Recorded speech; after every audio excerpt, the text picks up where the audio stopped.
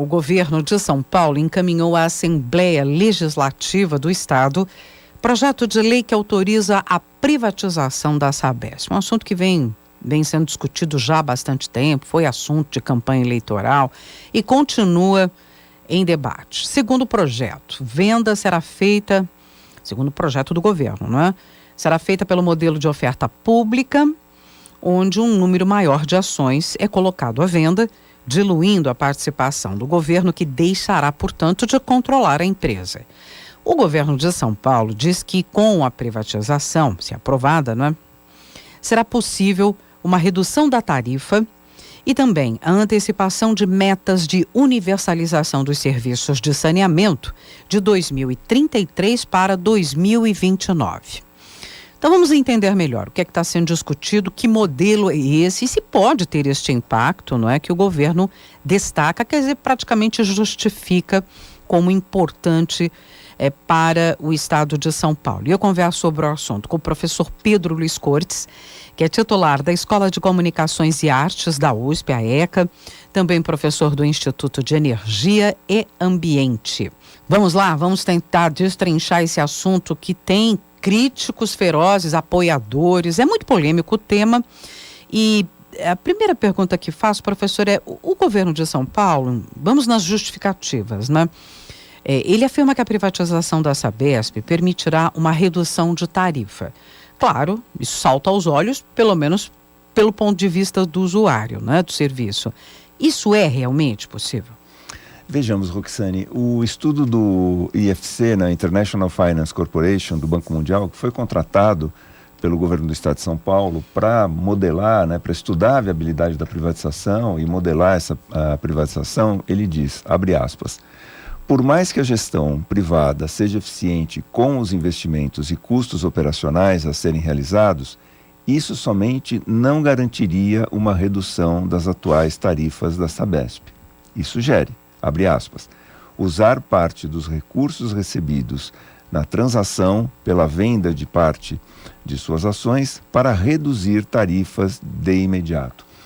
E o governo do estado de São Paulo coloca em seu site, para reduzir a tarifa, né, abre aspas, para reduzir a tarifa, o governo de São Paulo vai criar o Fundo de Apoio à Universalização do Saneamento do Estado de São Paulo, com pelo menos 30% dos recursos obtidos com a venda de ações da Sabesp e parte do lucro da empresa, dividendos, destinada ao governo estadual, com uma forma de subsidiar a tarifa. Ele vai, né, na prática, ele pegaria uma parte do arrecadado com a privatização, constituiria um fundo e os dividendos recebidos, ele subsidiaria a tarifa. Só para a gente ter uma ideia, no ano passado foram mais de 400 milhões de reais que o governo recebeu de dividendos pela sua participação de pouco mais de 50% na composição acionária da empresa. Então, na prática, o governo ele disse que vai subsidiar uma empresa privada, né, porque esse subsídio vai entrar após a privatização, e essa não me parece uma lógica condizente, né, com o neoliberalismo que o governador tanto defende.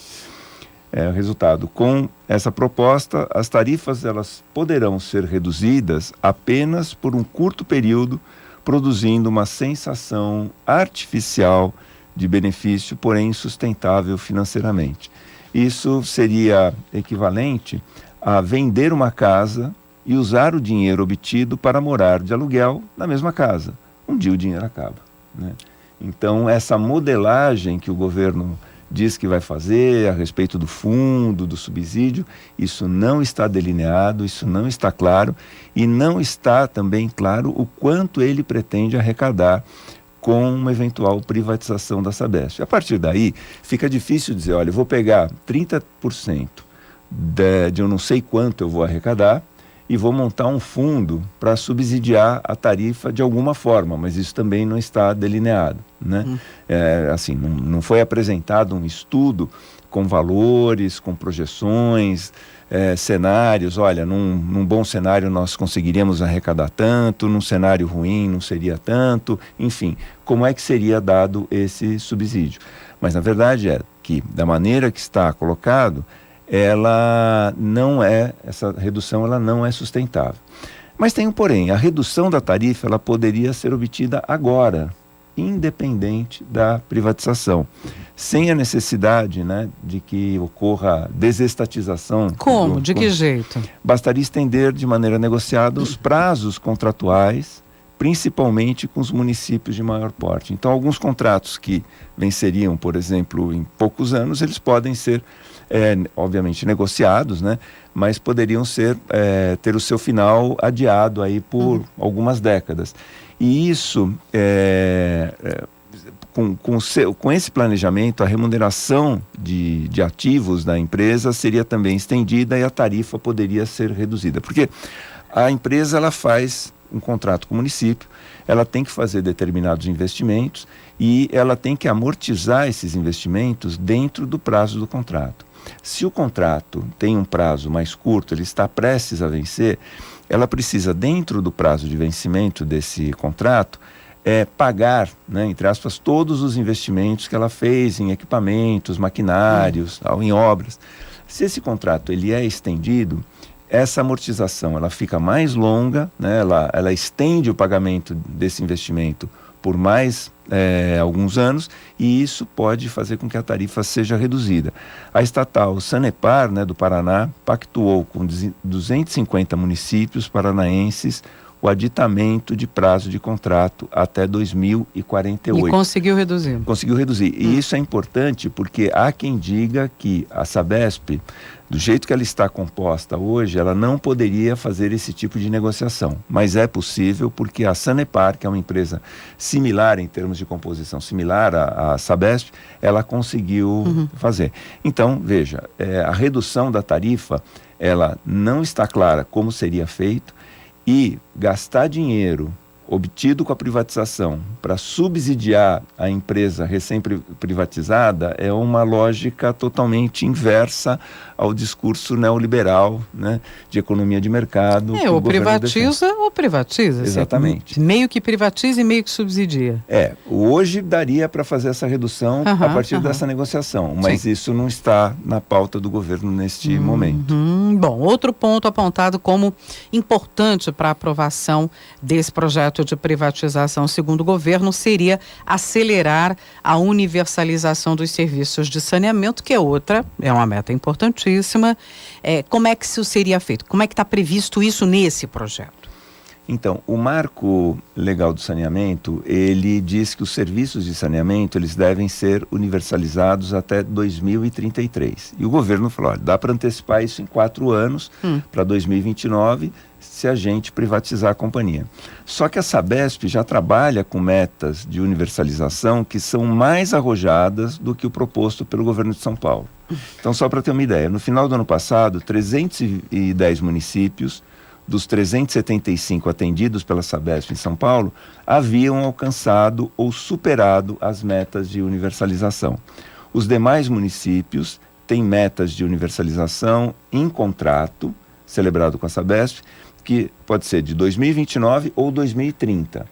Quer dizer, pegar um contrato de 2030, antecipar para 2039, não é difícil para a Sabesp, porque ela tem... De 30 para 29? De 30 para 29. Porque alguns contratos estão indicando 2030. Puxar isso para 2029 não precisa de privatização, porque a Sabesp ela tem uma reconhecida saúde financeira muito boa, muito bem avaliada pelo mercado.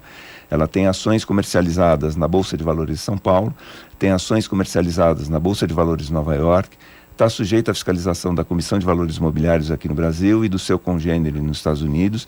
É uma empresa auditada, rentável, distribui dividendos para os seus acionistas e tem condições, seja com recursos próprios ou obtendo esses recursos na rede, nos bancos, inclusive em bancos de investimento, né, como o BNDES ou outros órgãos de fomento, teria condições de levantar o montante necessário para antecipar em 1 ano esses contratos que estão para 2030. Então, não precisa privatizar a empresa para que essa meta de universalização até 2029, ela seja conseguida, né, seja obtida.